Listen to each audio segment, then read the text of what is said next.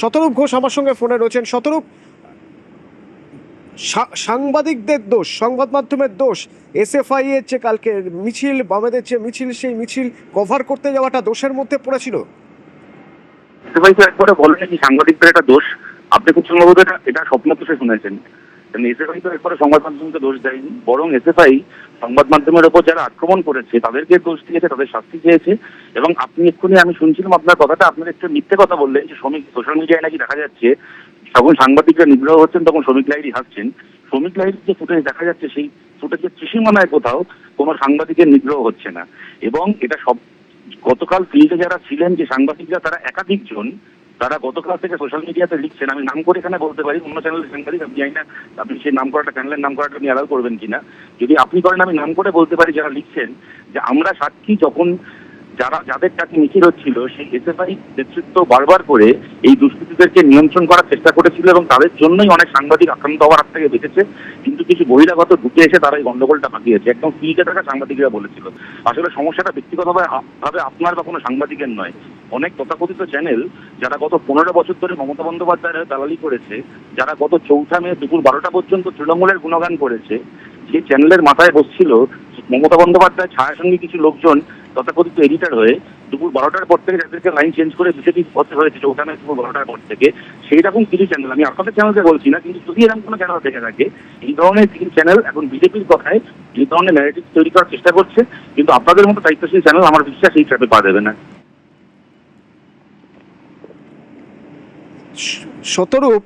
শতরূপ, আপনি, আপনার সঙ্গে আমাদের সংবাদ মাধ্যমের অনেক দিনের পরিচয়। আপনিও আমাদের চেনেন, আমরাও আপনাদের চিনি, মধুজাতিকেও আমরা চিনি, মধুজাতিও আমাদের চেনেন। মধুজাতির গতকালের ফেসবুক পোস্ট আপনি দেখেছেন শতরূপ? দেখুন, আপনি যেহেতু আমাদেরকে এতদিন ধরে চেনেন এবং আমরাও চিনি, সেহেতু আপনাদেরকে জিজ্ঞেস করছি, আজ পর্যন্ত সিপিএম এর কোনো মিটিং মিছিলে, এসএফআই এর কোনো মিটিং মিছিলে, ডিওয়াইএফআই এর কোনো মিটিং মিছিলে গিয়ে কি কখনো কোনোদিন কোনো সাংবাদিক এই ধরনের পরিবেশের সামনে করতে হয়েছে আজকে পর্যন্ত? যে একজন সাংবাদিক, আমি আবার বলছি, আমি অন্য চ্যানেলের নাম আপনি আরো বললে আমার করতে অসুবিধা নেই। একদম ঠিক বলছেন শতরূপ, আমি সেই জন্য, শতরূপ আপনি একদম ঠিক বলছেন, সেই জন্য আপনার কাছে আমার আরেকটা প্রশ্ন থাকবে। আমি উত্তরটা দিচ্ছিলাম, সেটা আপনার প্রশ্নেরই উত্তর দিচ্ছিলাম, প্রশ্নটা তো আমি বানাইনি। ঠিক করেছেন, আমার বিশ্বাস আপনি আমাকে একটা উত্তর দিতে দেবেন। গতকাল একজন সাংবাদিক, যারা আমি দেখলাম কনুয়ে চলতে গেছে, সেই সাংবাদিকের কিছুদিন আগের একটা ফুটেজ রয়েছে, এসএফআই এর একটা কর্মসূচিতে মঞ্চের ওপর যখন গান হচ্ছিল, সেই সাংবাদিক সেই কর্মসূচি কভার করতে গিয়ে মঞ্চে দাঁড়িয়ে এসএফআই যারা গান গাইছিল তাদের সঙ্গে গলা মিলিয়ে গান গাইছে। এবং সেই ফুটেজটা তার চ্যানেল থেকে শুরু করে সোশ্যাল মিডিয়ায় ভাইরাল হয়েছিল। এত সুন্দর একটা মুহূর্ত, একজন সংবাদ মাধ্যম কর্মীর সাথে কিছু রাজনৈতিক কর্মীর একসঙ্গে মেলবন্ধনের এত সুন্দর মুহূর্ত আমাদের সবার মন গড়িয়ে দিয়েছিল। আজ থেকে 2 মাস আগে যে সাংবাদিক তার পেশাগত দায়িত্ব পালন করতে গিয়ে মঞ্চে উঠে এসএফআই কর্মীদের সঙ্গে গানে গলা মিলিয়েছেন, কোনো কারণ নেই আজকে সেই সাংবাদিকের কনুয়ে আসর করবে কোনো এসএফআই কর্মীর জন্য। এটা কোনোদিন হতে পারে না। আমাদের এসএফআই করা বহু ছেলে মেয়ে তার যারা সাংবাদিকতা নিয়ে পড়াশোনা করছে, আসলে কাল তারা সাংবাদিক হবে, ফিল্ড রিপোর্টার হবে।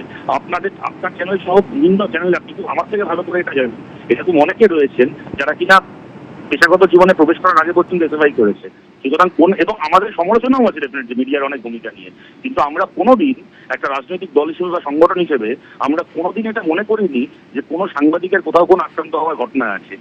এরকম ঘটনা ঘটেছে যে কোনো সাংবাদিক তৃণমূলের গুন্ডাদের হাতে আক্রান্ত হয়েছে এবং তাকে সিপিএম এর পার্টি অফিস আশ্রয় দিয়েছে বলে সেই সিপিএম এর পার্টি অফিস ভাঙচুর করা হয়েছে তৃণমূল জমানায়, এই ঘটনাও রয়েছে।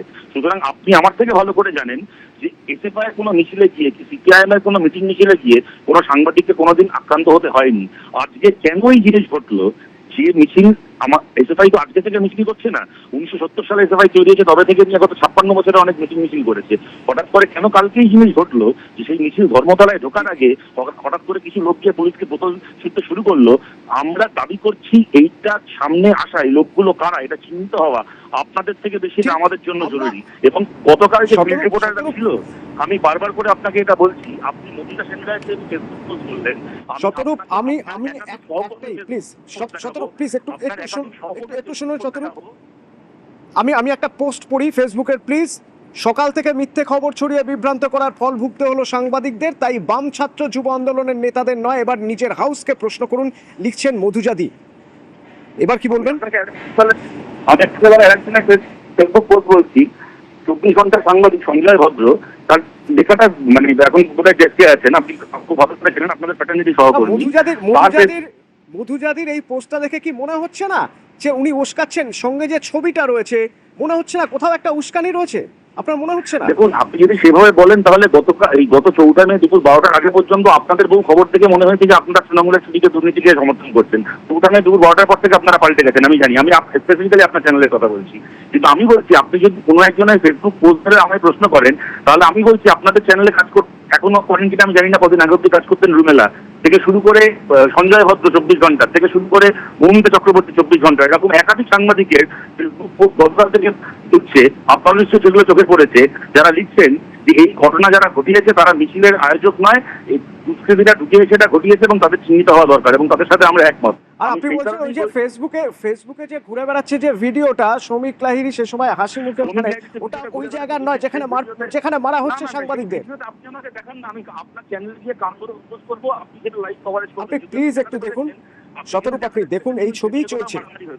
শুনুন না, আপনি প্রশ্ন করলেন তো, শ্রমিক লাহিড়ীর যে ফুটেজটা ঘুরে বেড়াচ্ছে সেটা আপনি দেখাতে পেরেছেন? সেই ফুটেজে শ্রমিক লাহিড়ী সীমানায় কোথাও কোনো সাংবাদিককে বা কেউ কাউকে মারামারি করছে, আপনি দেখাতে পেরেছেন? আমি আপনার চ্যানেলে গিয়ে কান ধরে উপোস করবো, আপনি সেটা লাইভ কভারেজ করবেন, আমি আপনাকে কথা দিচ্ছি। আর এখন যখন আপনার সাথে আমার কথা হচ্ছে, লক্ষ লক্ষ মানুষ শুনছেন তো, আমাকে যারা পছন্দ করেন না তারাও জানেন আমি কোনো কথা বললে সেখান থেকে ফেরত চাই না। আমি কান ধরে উপোস করবো আপনার চ্যানেলে গিয়ে, আমি আপনাকে কথা দিচ্ছি। যদি আপনার শতরূপ আপনি দেখান শ্রমিক লাহিড়ীর ওই ফুটেজে কোথাও মারামারি হচ্ছে, যদি আপনি দেখাতে না পারেন তাহলে আপনি বলুন আপনি কি করবেন। শতরূপ ধন্যবাদ।